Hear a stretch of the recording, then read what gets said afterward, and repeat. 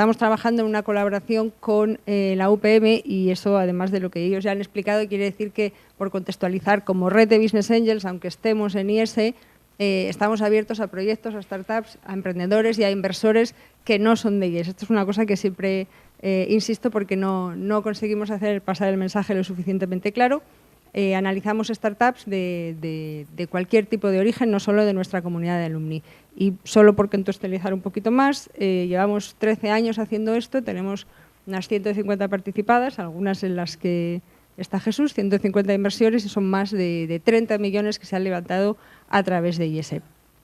Entre los 150 inversores pues hay perfiles como el de Jesús, que tiene una trayectoria personal como emprendedor, como profesional y ahora como inversor, que puede servir de gran ayuda a los emprendedores. Y vamos a orientar la charla al papel que tienen los Business Angels para los emprendedores. Entonces, Jesús, si quieres, por empezar por algún sitio, cuéntanos cómo has llegado a esto de la inversión ángel. Bueno, buenos días. Muchas gracias por invitarme. Muchas gracias, Amparo, por contar conmigo de entre toda la gente que formamos parte de los foros del IS. Bueno, pues, ¿cómo llego yo a ser Business Angels? Yo, como Juan, empecé en IBM y si a él le dieron un libro de hubs, routers, a mí lo que me metieron en una sala en 1985, acaba de nacer el PC, me dieron un 286, un 8088, un 386, un PC LAN.0 y me dijeron, tienes que aprenderte todo esto. Por cierto, te vas a dedicar al software. El software, en aquellos momentos el software se daba gratis. Lo que se vendían eran máquinas. Yo me acuerdo que los PC se vendían a 1 millón de pesetas y el software se regalaba. Y a mí me dijo, te tienes que ocupar del software. Decía, pero ¿cómo voy a ocupar del software si lo regalamos? Pues esto es el negocio del futuro. Y yo decía, madre mía, ¿dónde me han metido? Bueno, siendo es así, éramos los patitos feos, tan patitos feos que el sistema operativo que tenía el PC no lo quiso hacer la propia IBM, se lo tuvimos que comprar a Microsoft. Y entonces así nació Microsoft, desarrollando el DOS. Bueno, en este entorno a mí me encargaron, oye, tenemos que tener software para los PCs, así que vamos a buscar un software empresarial.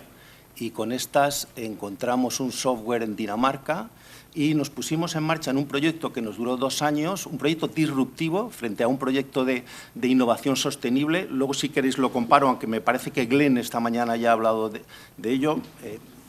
Bueno, volviendo al punto, y llegó un momento en que IBM en el año 90 decidió que IBM se iba a mover al mundo de los servicios y todo aquel proyecto en el que habíamos estado trabajando intensamente 3 años, esto no vale.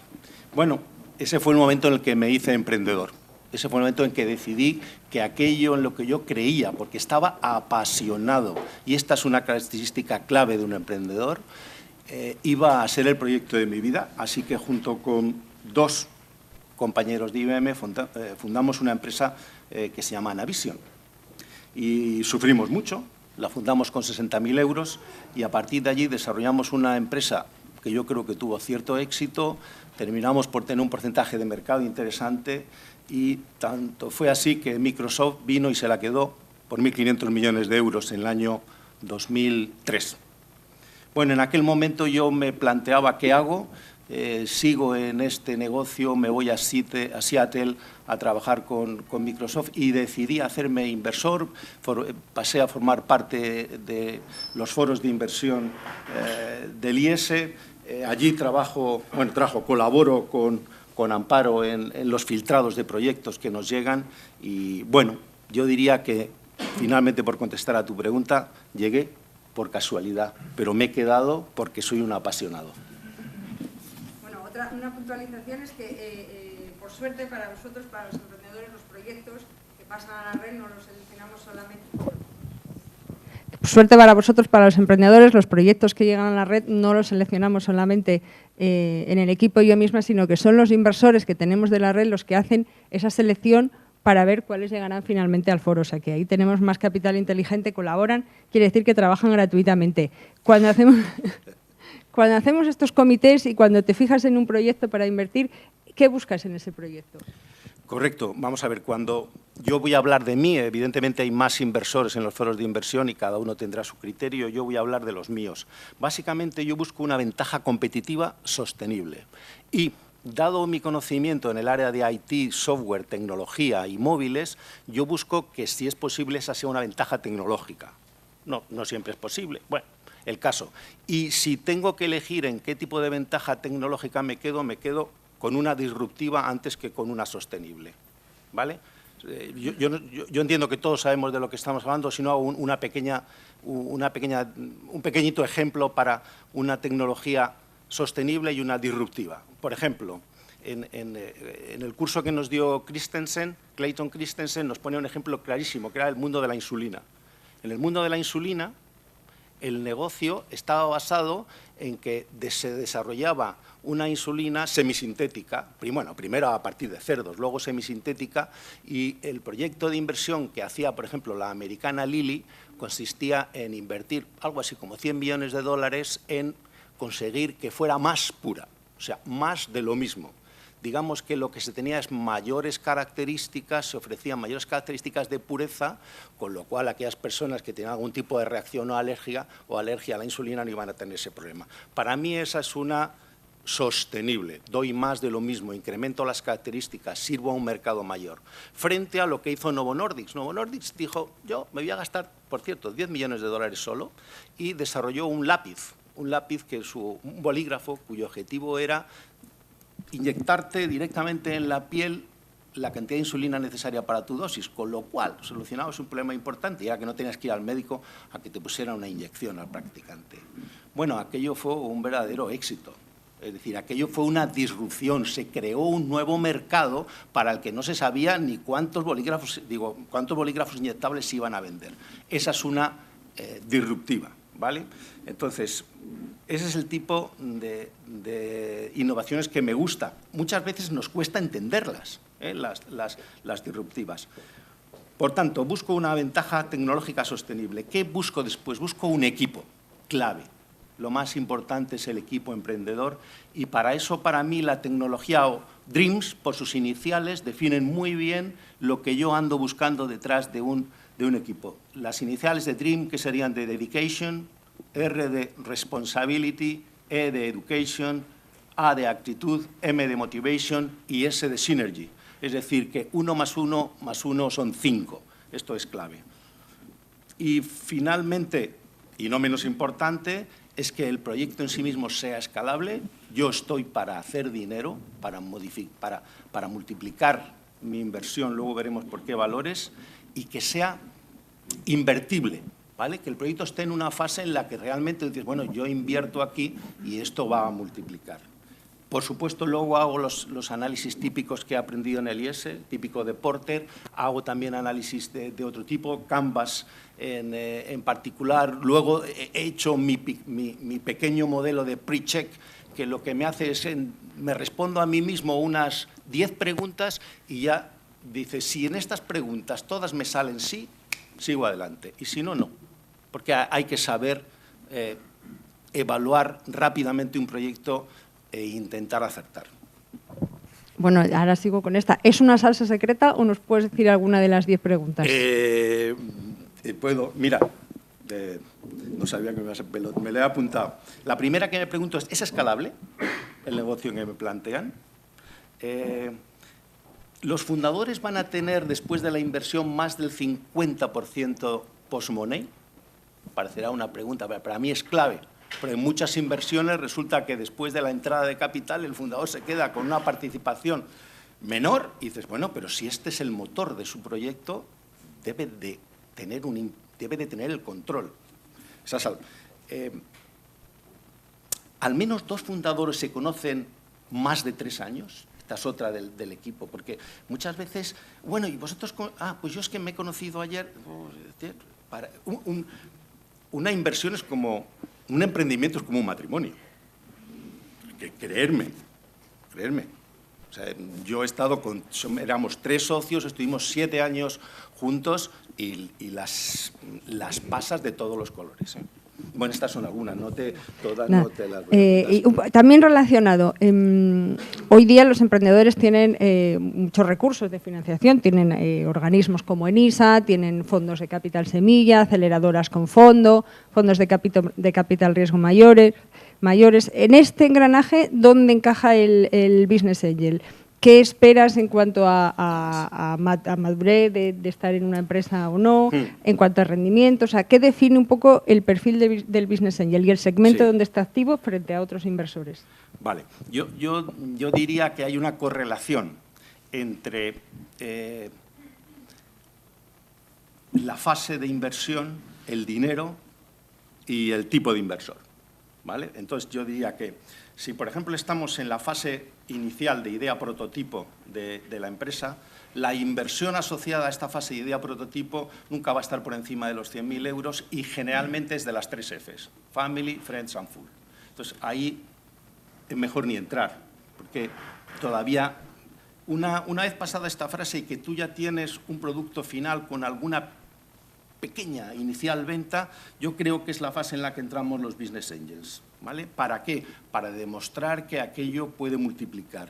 Y entonces estamos hablando de inversiones entre 100, 1.000, medio millón de euros. A partir de allí, cuando ya has demostrado que el motor funciona, yo creo que entran fases superiores o los Family Office, 1 millón, Venture Capital, fondos de inversión, cuando ya lo que se trata es de acelerar grandes inversiones en marketing, hacer la empresa internacional, en fin, otro crecimiento a escala. Y en mí en particular, yo te diría que yo invierto en proyectos de 3-4 años, invierto entre 50 y 250.000 euros por proyecto, 8 inversiones, no tengo más de 8 inversiones activas, y busco un multiplicador de 10-12 veces lo invertido. Muy bien. Tenemos un proyecto con la Universidad Politécnica porque durante años nos hemos encontrado con la dificultad de encontrar financiación o de casar emprendedores del entorno más científico-tecnológico con inversores. ¿Encuentras diferencias? Tú tienes proyectos de ambos tipos, ¿no? Creados por personas que vienen del entorno más de negocios, con 10, 15 años de experiencia, mucho conocimiento del sector, y proyectos que vienen más directamente del entorno académico. ¿Qué diferencias ves? Si las hay. Sí, las hay. Yo he tenido la suerte de tratar con 2 proyectos, además aquí de la UPM, brillantes los dos, excelentes proyectos, y también a través de los foros del IES conocer muchos proyectos basados en, digamos, lo que sería modelo negocio. Yo, por empezar por los de modelo negocio, pues eso, están orientados al negocio. Entonces, son muy buenos en la construcción de su plan de negocio, muy buenos en el desarrollo de un plan de marketing con una gran inversión en marketing para conseguir, bueno, aquello está perfectamente diseñado y, curiosamente, donde se caen es en la parte de los desarrollos tecnológicos, los desarrollos de software, porque no tienen muy claro si lo que quieren hacer se puede hacer, ¿vale? O bien son negocios puros de marketing, donde lo que se pretende es llevar un negocio tradicional a Internet, poner mucho dinero y aquello va a ser un éxito. Y eso no siempre es así. Tiene algunos desafíos. Frente a esto tenemos las compañías básicamente innovadoras tecnológicas que vienen muy orientadas a idea. Yo tengo la idea y entonces he desarrollado. Y entonces el problema muchas veces que nos encontramos con ellos es dónde, cuál y cuánto es el negocio. ¿Qué problema solucionas? Entonces nos quedamos así mirando. Oye, yo tengo una cosa aquí fantástica, y tú la miras y dices, es fantástico. Y dice, pero vamos a ver, tendremos que buscarle la aplicación a esto. Entonces estamos un poco, o los encuentro yo en algunos casos, un poco más lejos de lo que es el negocio, más cerca de, al final un inversor lo que quiere es ganar dinero, ¿vale? Entonces, quizás en este aspecto, sin dar nombres, uno de los proyectos en los que he estado trabajando cierto tiempo, básicamente no es capaz de entender la diferencia entre lo que puede ser un canal de distribución y un competidor. Entonces, hay que decidir quién es quién en este negocio, porque es que no es lo mismo luego de cara a poner en marcha el negocio. Bueno, pues este es el tipo de cosas que yo he echado en falta. ¿Y qué se puede hacer? ¿Cómo podemos ir desde la red de Business Angels o los inversores directamente o desde la propia universidad, qué se puede hacer para que lleguen más preparados para inversión los proyectos y con modelos de negocio más atractivos? Bueno, vamos a ver. Esto lo podemos atacar desde dos sitios, desde el inversor y desde el emprendedor. Yo diría que desde el inversor,